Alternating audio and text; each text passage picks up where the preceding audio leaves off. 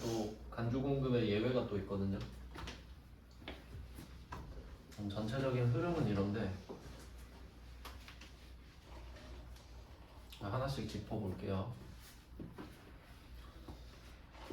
이 네 가지 항목이죠. 근데 정확하게는 6개인데 자가 공급이 3개니까 6개죠. 이 중에 또 아닌 것들이 있단 말이에요. 그래서 아까 뭐 대표적으로 판매 목적 타사업장 반출에 예외가 있었죠. 그거는 아예 간접 공급이 아닌 경우도 있었다라고 말씀을 드렸고, 그다음에 개인적 공급에 해당이 안 되는 경우도 있어요. 그러니까 개인적 공급이 된다라는 거는 간주 공급에 해당이 돼서 부가세를 내야 된다는 소리예요. 이때 개인적 공급 중에 간주 공급이 아닌 게 그 작업복이지, 일할 때 입는 거, 작업복, 작업모, 작업화. 직원들이 근무 특성상 작업복, 작업모, 작업화를 신어야 될 수 있죠. 그럼 그때 회사가 그걸 줘야 당연한 거 아니에요? 그럼 그때 직원한테 작업복을 주는 거는 간주 공급으로 안 보겠다는 거예요. 그럼 만약에 이렇게 해놓지 않으면은 회사가 직원한테 작업복을 주잖아요. 예를 들어 10만 원짜리 작업복을 줬다. 그럼 국세청이 10,000원 내놓으라 그러면. 그럼 회사가 작업복 안 주겠죠. 그건 좀 아니잖아요. 그러니까 그건 좀 나도 좀 그러니까 그건 그냥 줘라 이 말이에요. 근데 다른 상황으로 보면은 예를 들어 삼성전자가 자기 임직원들한테 갤럭시 하나씩 준다고 해봐요. 그거 개인적 공급이에요. 개인적 공급이지. 그 휴대폰으로 반드시 일을 하는 건 아니잖아요. 뭐 그걸로 자기 가족 줄 수도 있고 친구 줄 수도 있고 하니까 그런 건 부가세를 걷겠다. 하지만 작업복은 다르지. 일할 때만 쓰는 거니까. 뭐 그 정도. 이거랑 그다음에 직장 연예비, 이거는 세법에 나와 있는 말 그대로예요. 직장 연예비, 연예가 그거예요. 엔터테인먼트예요. 연예. 그러니까 회사 안에서 노는 거. 그 뭐 있지? 뭐 워크숍이나 직장 체육비 이렇게 나와 있어요, 세법에. 그러니까 연예비는 워크숍 가서 그 상품으로 뭐 주는 거 이 정도 되겠지. 그러니까 워크숍 가서 뭐 이번 그 뭐 노래자랑을 해서 1등 하면은 갤럭시 하나 준다. 그건 그냥 주는 게 아니니까. 체육대회 상금도 마찬가지겠죠. 상품으로 주겠다고. 그 정도는 봐줄게 라고 돼 있어요. 근데 그냥 주는 건 부가세 갖고 와라 이 말이에요. 그러니까 이 상황이 나왔다라고 하면 우린 아무것도 안 하면 돼요. 아무것도 안 하면 됩니다.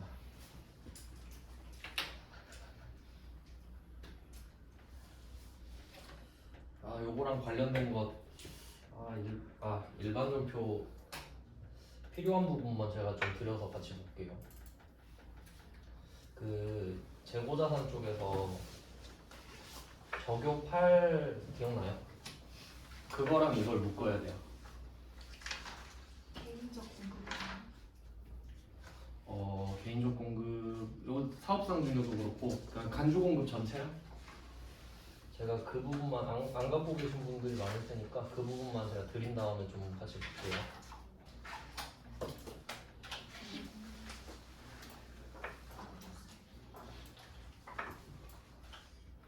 일반 전표 15페이지인데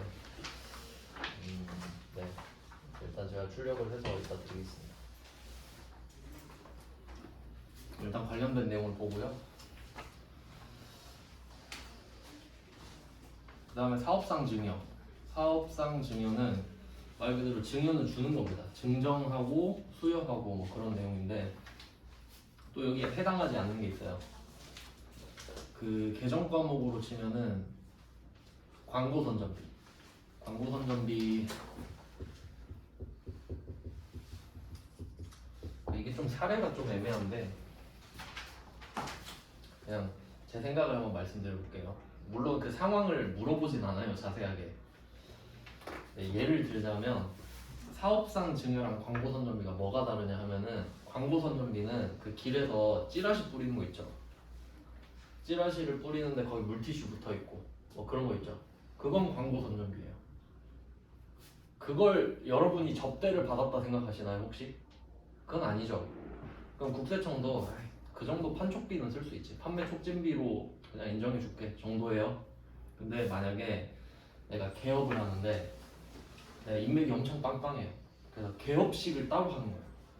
저기 뭐 학교 체육관 빌려가지고 대학교 체육관을 빌려서 나 아는 사람 다 불러가지고 개업식을 할 테니까 거기 오시면 소정의 선물을 드릴게요 이런 거야. 그럼 거기서 선물 주는 거는 사업상증이요 정도로 그냥 생각할게요. 차이 아시겠죠? 그러니까 내가 이 선물을 누구 줄 건데 누구 주는지도 모르고 주는 거는 그 정도는 그럴 수 있지. 하지만 좀 각 잡고 주는 건 좀 아니지 않냐? 그건 접대랑 뭐가 다르냐? 이런 느낌. 솔직히 구분 안 돼요. 세법 보잖아요. 사업상 증여랑 아닌 거에 둘 다 불특정 다수가 들어가요.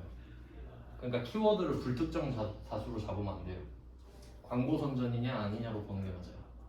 둘 다 불특정 다수로 써 있거든요. 광고 선전이냐 아니냐. 그럼 광고 선전비로 뿌렸다 하면은 그냥 주고 아무것도 안 하면 돼요. 세법상으로는. 그다음에 폐업시 잔존재원은 예외 없고요. 그러니까 여기서 면세 사업으로 전용이랑 개별 소비세 과세 대상 자동차 이거랑 폐업시 잔존재원은 예외가 없는 겁니다. 그냥 부가세 내라 이러는 거예요. 그리고 이제 건별을 한번 붙여볼게요. 건별을 먼저 붙이고 일반전표 붙이고 하겠습니다. 그래서 전산세무 2급은 그 순서대로 쭉 하는 게 아니라 제가 중요하다고 생각하는 주제별로 하고 있죠 지금. 맨 처음에 매입세액 불공제부터 했잖아요. 그게 제일 중요하니까. 그 다음에 간주공급을 했고 거기 관련된 회계 처리 위주로 보겠습니다. 그러면 그 매출정표에서 11페이지죠. 건별.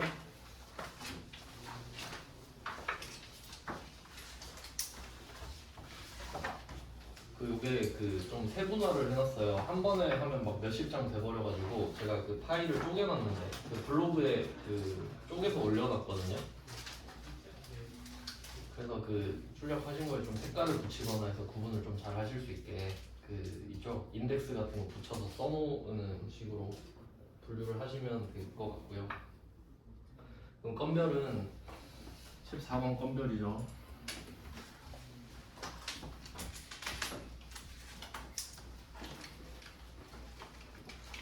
언제 건별을 쓰는지 정확하게 볼게요. 14번 건별.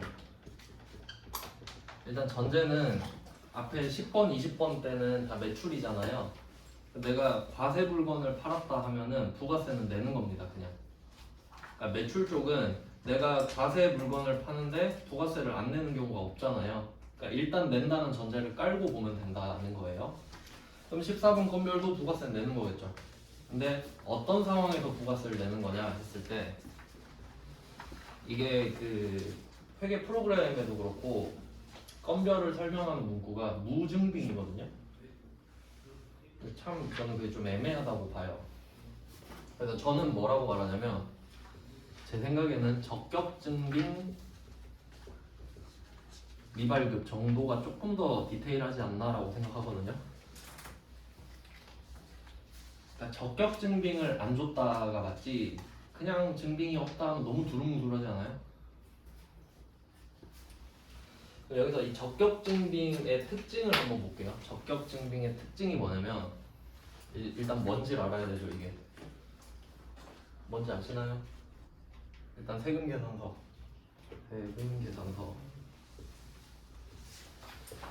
그다음 계산서 있고 카드 종표 현금 영수증 4개잖아요.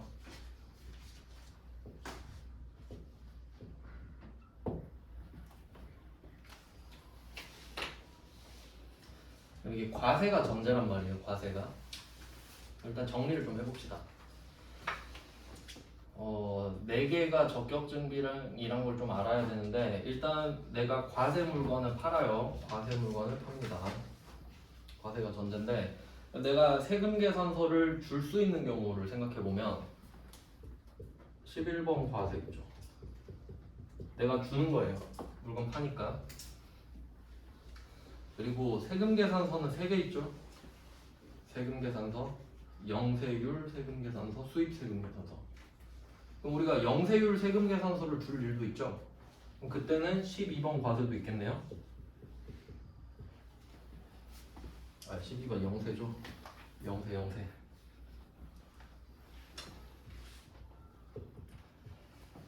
네, 이렇게 나올 수 있고. 그럼 우리가 혹시 수입 세금 계산서도 줄 수 있나요? 수입 세금 계산서는 세 관장만 줄 수 있죠. 그러니까 그건 없지. 수입은 우리가 받을 때 쓰잖아요. 그러면 세금 계산서는 2개밖에 없어요. 영세도 과세죠. 계산서는 과세는 아니지만 내가 갖고 있던 땅 팔았을 때 계산서 줄 수도 있죠. 그럼 뭐 13번 면세 나올 수 있겠네.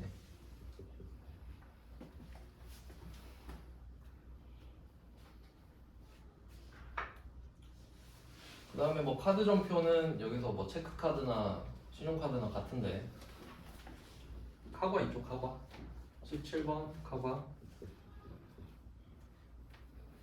현금 영수증은 현과죠. 22번인가? 이렇게 되는 겁니다. 그러니까 적격 증빙을 발급하고 과세 물건을 팔잖아요. 그러니까 뭐 면세는 계산서는 지금 예외겠지만 내가 과세 물건을 파는데 이 3가지 증빙을 주면은 유형이 바뀌어 버리죠. 그러면 지금은 이걸 안 주는데 부가세는 낸다 이거 아니에요. 그리고 얘네들의 특징은 뭐냐면 세금 계산서랑 계산서는 이메일로 줘야 되잖아요. 그러면 전산상으로 남죠.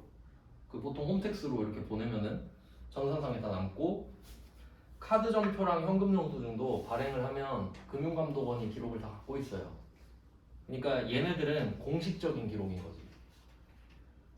그러니까 내가 뭔가를 하면 기록에 남는다는 소리예요. 그럼 기록에 남았으니까 내야지. 뭐 그런 내용이죠. 근데 적격 증빙이 아닌 걸 발급하는 사례를 볼 건데요. 한번 보면은 11페이지 34번부터죠. 34번 보면은 비사업자, 여기서 비사업자는 그냥 소비자라고 생각하시면 되죠. 우리 같은 소비자. 그러니까 왜 이거를 밑밥을 까냐면 우리가 소비자잖아요. 혹시 여러분 그 마트 가가지고 과자 고른 다음에 세금 계산서 주세요 한 적 있어요? 없죠. 왜냐면 필요가 없잖아요. 그러니까 비사업자를 딱 깔잖아요. 그럼 비사업자를 줬다는 거는 세금 계산서는 안 줘도 될걸? 이 정도 느낌을 주는 거예요. 뭐 당연한 말이죠. 그러니까 뭐든지 다 의미가 있다는 소리입니다. 그리고 보면은 간이 영수증 줬죠.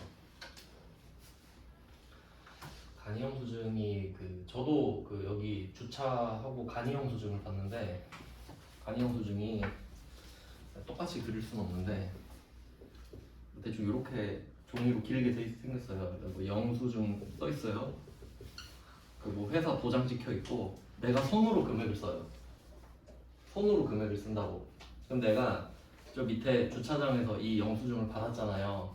이 영수증을 나한테 줄 때 전산상에 남아요?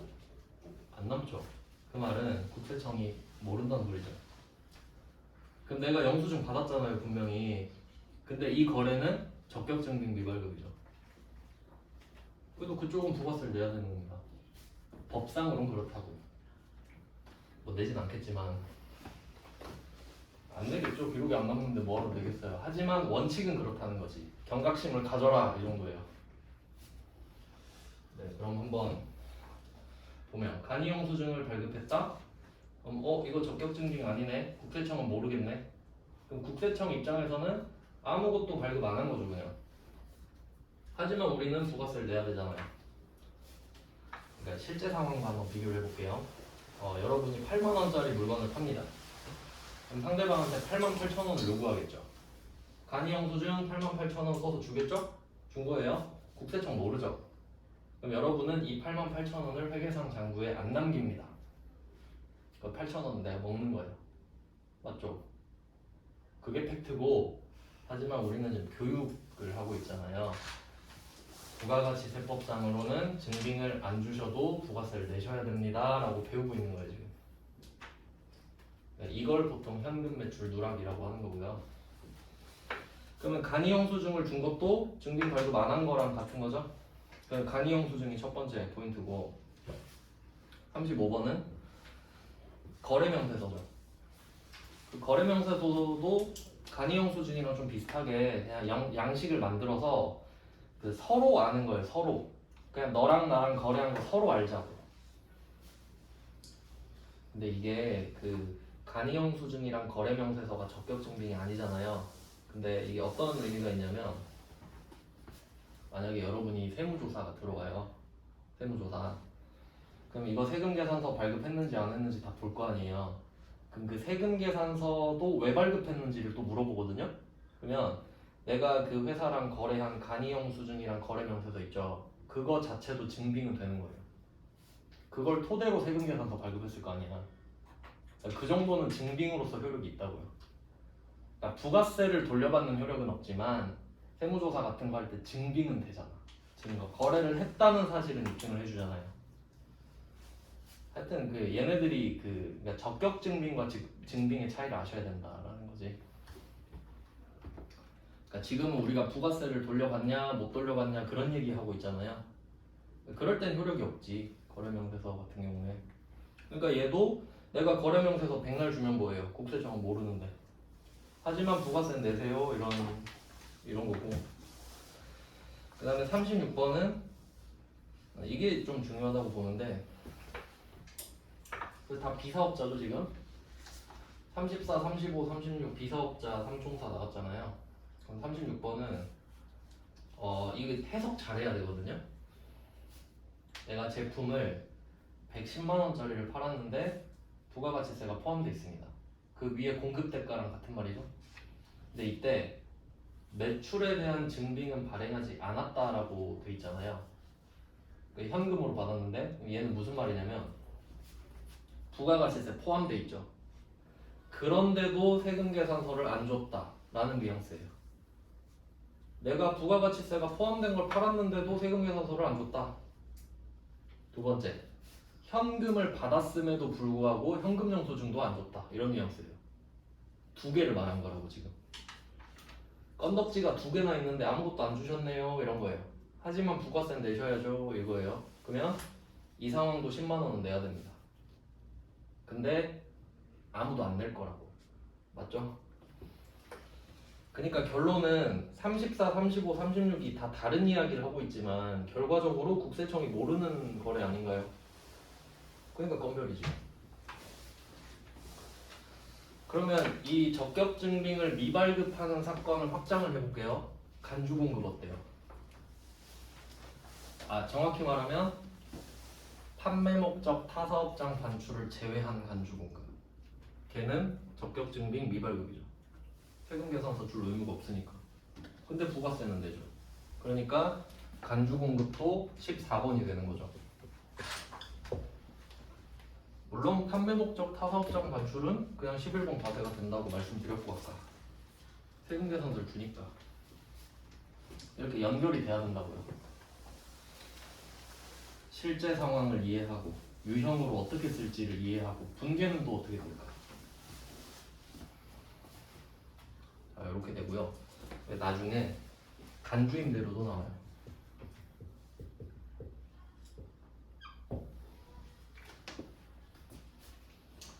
간주임대로는 그냥 비슷한 건데 둘 다 간주잖아요.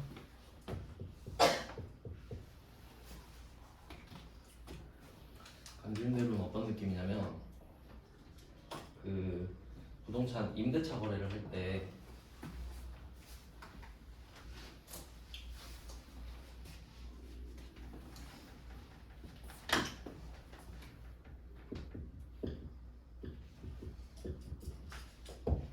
임대차 계약을 할 때 임대차 들어보셨죠? 이게 뜻이 이 임자가 차임이에요. 차임.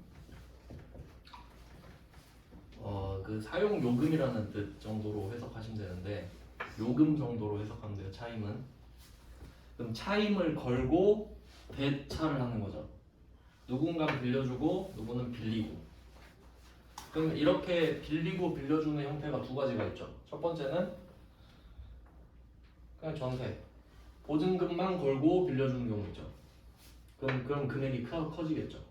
보증금만 뭐 2억짜리 아파트면 보증금 1억 5천 이런 식으로 2년 동안 계약하고 빌리고 빌려주고, 아니면 보증금이 적은 대신에 월세를 따박따박 주는 경우도 사용료에 해당하죠. 뭐 그런 내용인데, 그러면 이때 두 개를 한번 비교해 볼게요. 보증금이랑 월세의 개념을 볼게요. 월세는 사용료죠. 그러니까 이거 제가 어제 말씀드렸는데, 월세를 주고받는 건 용역이죠. 내 건물을 사용하게 해주잖아. 건물을 준 게 아니라 내 건물을 사용하게 해주죠. 그럼 이거 용역이잖아요. 그럼 용역은 과세 대상이라고 어제 말씀드렸죠. 그리고 과세거든요. 그럼 내가 건물주예요. 내가 한 달에 한 번씩 월세 100만 원을 받는다고 합시다. 그러면 나는 정당하게 상대방한테 110만 원을 요구해요. 10만 원 내야 되니까. 그럼 이거 내가 월세를 거두면 국세청 좋아하겠죠. 그럼 빨리 10만 원 줘. 한 달에 10만 원씩 계속 내면 돼요. 근데 문제는 이거예요. 전세. 내가 100% 보증금을 받고 그냥 빌려주기로 한 거예요. 2억 받았다고 할게요.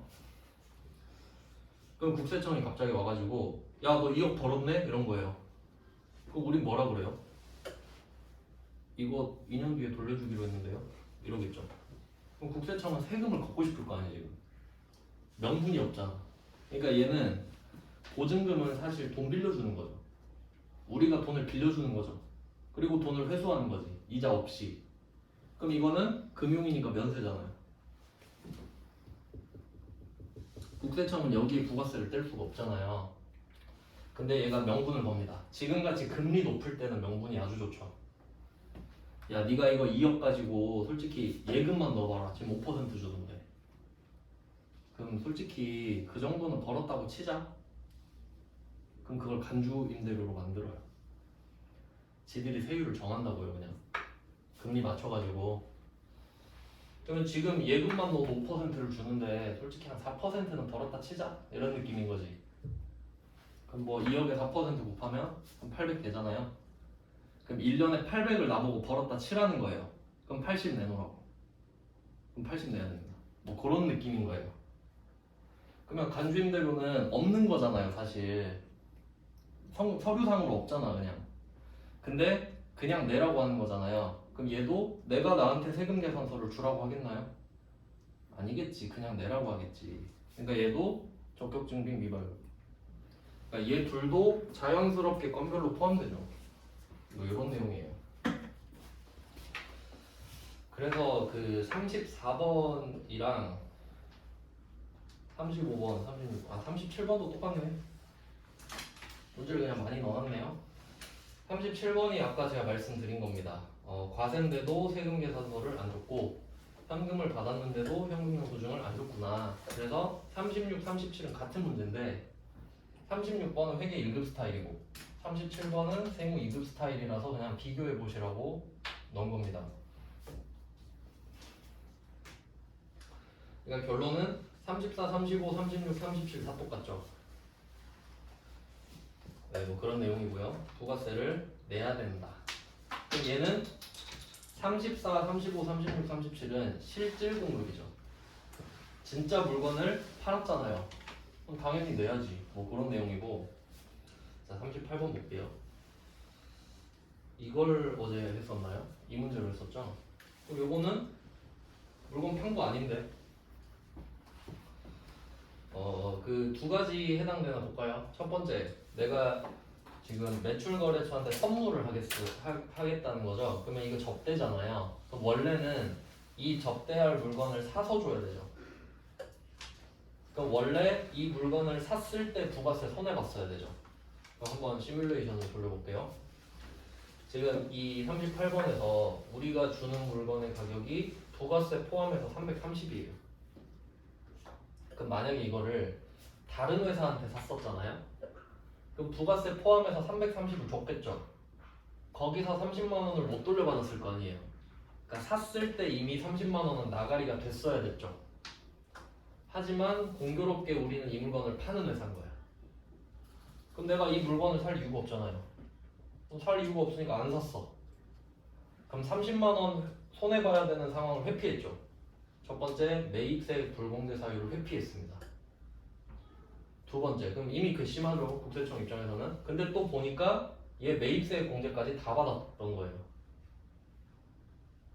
매입세액 불공제 사유도 회피했어. 이 접대하는 물건에 대해서 세액 공제도 다 받았어. 근데 이거를 접대로 쏙 넘겨버리면 국세청이 화가 나겠죠. 그러니까 야, 솔직히 30만 원 갖고 와라. 그런 내용이죠. 그래서 뭐 이 문제는 어제 풀었으니까 이렇게 넘어가고요.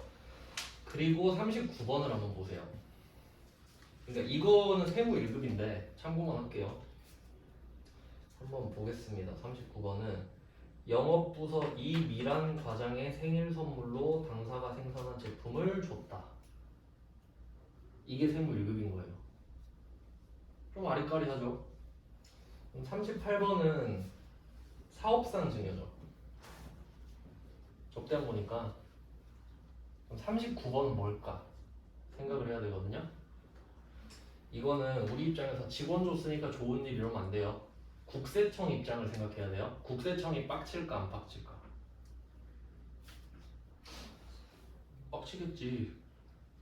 야, 너 그 제품 세액공제 다 해주니까 선물로 주고 자빠졌네? 야, 부가세 갖고 와. 똑같아요. 근데 이름이 개인적 공급이겠지 그냥. 그냥 직원한테 개인적으로 줬네? 그래도 부가세 갖고 오는 거 알지? 이렇게 되는 거예요. 그러니까 이게 재무랑 헷갈리기 시작하는 거야. 지금 부가가치세법이죠. 그러니까 재무에게는 남 주면 접대고 우리 주면 복리후 생기잖아요. 그건 내 목적을 나눈 거고. 부가가치세법은 그딴 거 필요 없죠. 야, 내가 세액공제 해줬는데 부가세 갖고 와. 그냥 내는 거죠. 그러니까 38이랑 39가 똑같다고 보셔야 돼요. 부가가치세법상으로는. 물론 개정 과목은 다르겠죠? 38번은 적대비잖아요. 39번은 복리후 생기겠지. 하지만 부가가치세법 안에서는 똑같죠. 그게 구분이 돼야 된다고. 회계랑 세법이 구분이 돼야 된다는 소리입니다. 그런 내용이에요. 그리고 39번은 정확히 따지면은 매입세액 공제를 받았단 말이 없지 않나요? 이럴 수 있죠. 보통 받죠. 근데 말 안 했으니까 안 받은 거 아닌가요? 이건 억지예요. 항상 아무 말 없으면 일반적으로 해석하시는 겁니다. 그렇게 막 불편하게 삐딱하게 보면 안 돼요. 세상을. 그냥 별말 없으면 받았겠지. 이게 맞지. 그 다음에 40번이랑 41번도 똑같은 문제인데 얘 둘끼리만 똑같아요. 이건 참고하시라고 넣어놨는데 역시 세무 1급이죠. 근데 제가 봤을 때 39번 정도는 낼 수 있지 않을까 생각을 하고 40번, 41번은 아직 낼 것 같지는 않거든요. 참고만 할게요. 판매 장려금이라고 돼 있죠. 그러니까 이게 뭐냐면 약간 뭐 리베이트 같은 거기도 하고 뭐 그런 거예요. 그 예를 들어서 도매점에서 예를 들어 아이스크림 회사를 합시다. 아이스크림 회사에서 마트에 납품하죠. 그러면 이 마트에 말을 하는 거예요. 우리 아이스크림 1억 원어치 팔아주면 1,000만 원 줄게. 그러면 이 소리를 들은 마트는 일단 이 1,000만 원을 준다고 한 그 회사의 아이스크림부터 팔고 싶겠지. 당연한 거 아니에요? 그러면 얘는 내가 1억을 팔면 1,000만 원을 받는다는 사실을 알고 있잖아요. 그거 감안해서 아이스크림을 싸게 팔면 되지. 그럼 알아서 할 거 아니야, 알아서. 그러니까 접대하면 알아서 잘 돌아가죠. 그러니까 이게 접대비예요, 그냥. 맞죠? 근데 성과제지, 성과제. 성과제 접대비. 접대비는 먼저 주는 거고 판매 장려금은 성과를 이뤘을 때 주는 거죠. 뭐 그 정도. 그러니까 결국 다 똑같다고 보셔야 돼요. 그러면 판매 장려금이라고 하는데 보통 돈으로 주는데 물건으로 준 거죠. 지금 우리 제품으로 주겠다. 네, 느낌이 좀 오시나요? 똑같을 거 아니에요, 회계 처리가. 요거는 사업상 증여겠죠?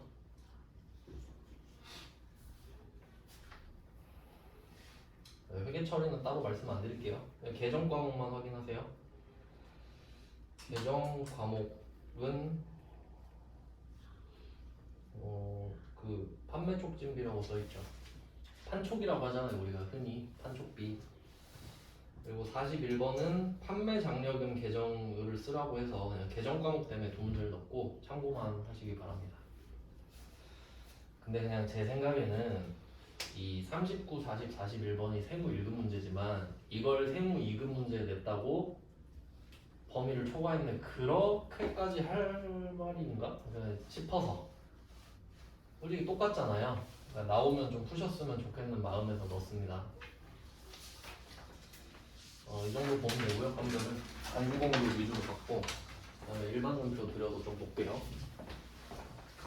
갖고 와서 드리겠습니다.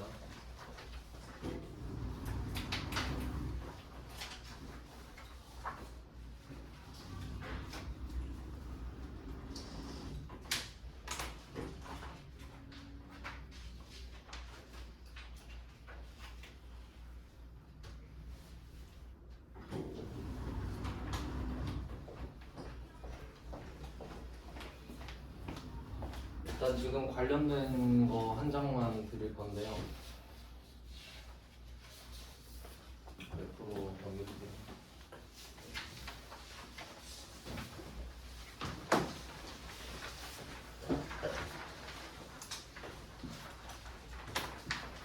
이게 재고자산 파트인데 일반 종표에 15페이지로 돼 있죠. 정확히는 유동자산은 15페이지인데 다 끊어놨거든요. 너무 많아가지고 85번인데 이제 이걸 보면서 생각을 해야 돼요. 85번 문제 보면은 제품 원가 80만원, 시가 110만원 있습니다. 그럼 이거는 이 제품을 만드느라 80만원을 썼고요. 그리고 이걸 뭐 시가가 110만원이 부가세가 있는 건지 없는 건지 모르겠는데 있다고 볼게요. 그냥 계산하기 편하게 이걸 국군장병의 위문금품으로 전달했다 이렇게 되죠. 그럼 우리는 이걸 보면서 무슨 생각해야 되냐면 이거 개인적 공급 아닌가? 라고 생각을 해야죠. 그 좀 비슷한 생각이 드시나요? 방금 봤잖아요. 근데 일반 종표죠 이거. 자 여기서 포인트는 국군장병이거든요. 국군장병은 전부 다 국방부 소속이죠. 국방부. 우리가 흔히 말하는 행정부 있잖아요. 행정부, 정부라고 그러죠. 정부가 제 기억으로는 대통령이랑 국무총리랑 그 장관들 있죠. 거기까지가 정부예요. 정부는 실체가 없어요 사실. 맞죠? 그러면 국방부 장관도 정부네. 국가죠 국가. 그럼 국가한테 물건 주는 거 있잖아요. 국가한테 물건 주는 거 그건 면세입니다. 비과세라고 해야 하나? 원래 간주공급에 해당이 된다 그랬잖아요. 그럼 얘도 간주공급 맞죠? 왜냐면 한번 생각을 해보세요. 내가 이 제품을 만드느라 80만원 썼단 말이에요. 그러면 그 원재료 사올 때 세액공제 받았겠죠. 근데 이거를 쏙 넘겨버리고 10만원을 안 내고 접대를 해버렸잖아요. 그러면 국세청 입장에서 화가 나는데 근데 알고 보잖아요. 국세청장이 기획재정부 장관 아래에 있거든요. 그럼 기획재정부 장관, 국방부 장관 둘 다 정부네. 그럼 둘이 싸울 필요 없죠. 그럼 국방부 장관한테 기부한 거 아니에요. 그럼 국세청장이 잘했다 끝. 과세 안 합니다. 그러니까 우리가 흔히 국가지자체라고 하죠. 국가 지방자치단체한테 기부하는 거는 과세 안 합니다. 그러니까 부가가치세니까 면세라고 해도 되죠. 그러니까 여기서 포인트는 국군장병인 거지. 국군장병. 그 다음에 86번 바로 볼게요. 86번은 어때요? 양양시 지방자치단체죠. 그러니까 한번 생각을 해보세요. 이게 원래 간주공급에 해당이 돼야 되잖아요 이게. 근데 국가지자체가 나와서 부가세를 안 내도 되는 거죠. 그러니까 일반 종표에 냈지. 부가세가 있으면 껌별이잖아요. 그러니까 같은 문제라고 지금. 14번 건별이랑 이 문제가 같게 보여야 된다고요. 근데 얘는 예외구나. 국가 지자체라서. 그러니까 극단적인 예를 한번 들어보면은 만약에 뭐 기부를 한다. 우리가 뭐 라면 만드는 회사인데 라면을 100만 원어치 기부를 하고 싶어요. 근데 내가 아는 뭐 고아원이 있어. 그럼 내가 아는 고아원 가가지고 100만 원짜리 라면을 기부하잖아요. 그럼 부가가치세 10만 원 따로내야 돼. 근데 옆에서 지자체가 그러고 있어요. 나한테 기부하면 10만 원 안 내도 되는데. 이러고 있는 거예요. 옆에서 더러워가지고 그냥 줘버리는 거죠. 아니 진짜 기부를 해도 부가세 내야 되니까요. 근데 국가에 하면은 안 내도 되니까 에이씨 국가한테 던져버리고 그냥 그런 식인 거지. 뭐 그런 뉘앙스예요. 물론 디테일은 좀 있는데 크게 보면 그렇습니다. 그럼 국가 지자체를 한번 해봤고요. 그 다음에 87번 가볼게요. 이거 분계는 할 줄 아시죠 다? 원가로 하는 거 아시죠? 시가는 팔 때잖아요. 이거 원가만 하면 되지. 적요 8 붙이고. 그럼 87 답도 다 올려놓을게요. 자 87번은 여기서 봐야 될 게 미가 공식용품이죠. 어디서 들어보지 않았어요? 이거 면세죠. 근데 면세 물건을 여기 개인적 공급으로 주고 있는 거거든요. 그럼 여기 간주 공급을 때릴 수가 있나? 못 때리죠 면세인데. 그럼 얘 면세니까 패스고. 그러니까 이유를 좀 아시면 좋겠네요. 이제 세무 2급이니까. 그러니까 이제 그 회계 1급 공부할 때 좀 생각을 해보세요. 회계 1급 때 공부하면 맨날 어디 기부하고 이런 거 나왔죠. 일반 전표에. 그게 다 지자체였어요. 왜냐면 안 그러면 건별로 빠지니까 문제를 못 내잖아요. 이렇게 구분을 할 줄 아셔야 된다고. 그 다음에 88번. 88번은 매출거래처에 견본품으로 무상 제공했다 했죠. 견본비 쓰라고 했죠. 견본비 체크하시고 비교해서 적대비 써놓으세요. 그리고 구분을 한번 해볼게요. 견본비는 쉽게 말하면 샘플이거든요. 그러니까 우리 거래처한테 예를 들어 우리가 그 뭐 라면 만드는 회사예요. 그럼 신제품이 나오잖아요. 그럼 먹어보라고 보낼 수 있지. 우리 라면 맛있어요. 얼마나 맛있게요 하고 보내요. 그거 적대인가요? 그건 견본비. 그러면 샘플 보냈는데 야 부가세 내놔 하면 그건 좀 아니죠. 견본비는 부가세 안 뗍니다. 그러니까 간주 공급으로 보지 않는 거죠. 아까 거기 포함시켜야겠네요. 사업상 증여 쪽에. 견본비는 당연히 사업상 증여가 아닙니다.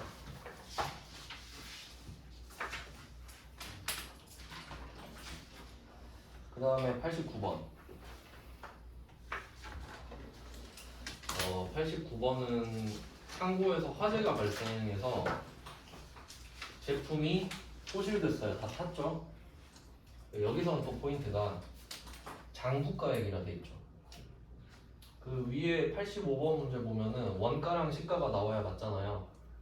장부가액이 왜 튀어나오지? 한번 생각을 해볼게요. 제품에 3,250만 원이 써있다는 소리는 내가 이 제품을 취득하는데 3,250을 썼단 소리죠. 그러니까 곧 이게 제조 원가 아닙니까?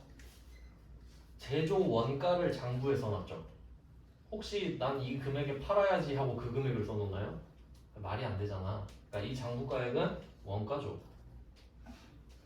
이 정도 해석이 돼야 될 거 아니에요? 그러니까 상황을 계속 이해하려고 하셔야 됩니다. 글자를 바꿔도 원가 개념인 것 같은데? 이 정도로 풀어야죠. 솔직히 몰라도 시가는 아니겠죠. 시가가 필요가 없는데.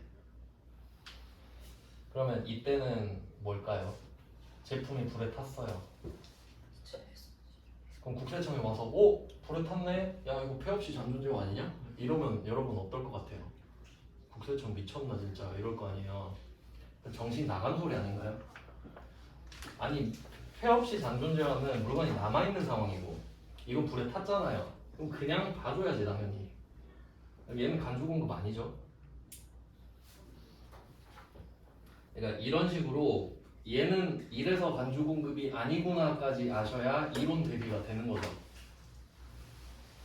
그러니까 회계 1급 때는 이걸 설명을 못 해요. 간주 공급을 안 배운 상태였기 때문에. 그러니까 간주 공급을 해야 이제 이게 좀 아다리가 맞거든요. 그러니까 일단은 그 다 넣어놓은 거지 최대한. 그러니까 사람마다 다 범위가 다르니까. 그래서 간주 공급 이론을 설명해 드렸고 여기에 관련된 14번 건별과 그리고 그 적용 8이죠. 결과적으로 다 묶여 있는데 일반 전표까지 같이 봤습니다. 그러니까 좀 이런 식으로 왔다 갔다 하면서 수업을 해야 되기 때문에 그 관련된 페이지 메모를 좀 잘 해두셔야 될 것 같아요. 오늘은 여기까지 하겠습니다. 고생하셨습니다. 수고하셨습니다. 수고하셨습니다.